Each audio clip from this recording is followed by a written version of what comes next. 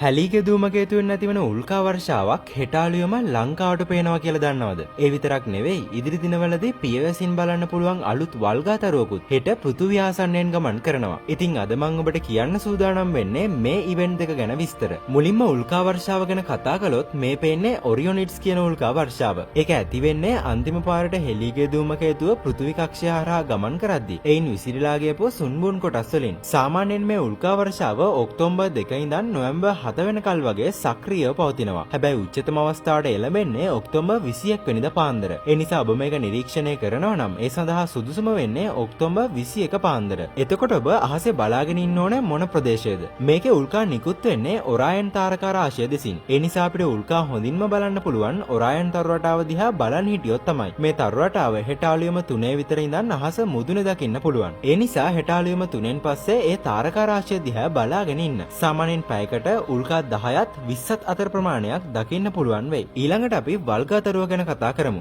ඔයාලට මතකද මම කලින් වීඩියෝ එකෙන් කිව්වා ලංකාවට පේන වල්ගාතරුවක් ගැන. C2025 A6 Lemon අන්නේ වල්ගාතරුව හෙට පෘථිවි ආසන්නයෙන් ගමන් කරනවා. මේ අවස්ථාවේදී පෘථිවිය සහ එය අතර පරතරය කිලෝමීටර් මිලියන 89 දක්වා අඩු වෙනවා. ඊට පස්සේ ඒක ගමන් කරන්නේ සූර්යයා දෙසට. ඊට පස්සේ ඒකේ දීප්තිය වැඩි වෙන නිසා අපිට ඔක්තෝබර් 21 වෙනිදායින් පස්සේ ඒක පියවැසින් බලන්න පුළුවන්. හැබැයි 21කට කිට්ටු දිනවල ඒක සූර්ය පසුබිම කිට්ටුව තියෙන නිසා හඳුන ගන්න අපහසුයි. ඒ නිසා මේක නිරීක්ෂණය කරන්න සුදුසුම ඔක්තෝබර් 28ත් නොවැම්බර් 7ත් අතර කාලය. මේ දින කීපයේ රාත්‍රී 7න් පසුව බටහිර අහසේ ඔබට මේක දකින්න පුළුවන්. ඒ වගේම දීප්තිය උපරිම වෙන්නේ නොවැම්බර් 1 වෙනිදාවට. ඉතින් එහෙනම් උත්සාහ කරලා බලන්න. ඒ වගේම මේ වල්ගාතරුව ගැන මීට කලින් සම්පූර්ණ වීඩියෝ එකක් මම YouTube එකට දාලා තියෙනවා. ඒකේ මේක සාර්ථකව නිරීක්ෂණය කරන ආකාරය සහ වල්ගාතරුව ගැන වැඩි විස්තර සඳහන් කරලා තියෙනවා. ඉතින් කැමති අයට ඒක බලන්නත් පුළුවන්. ලින්ක් එක කමෙන්ට් සෙක්ෂන් එකේ දාන්නම්.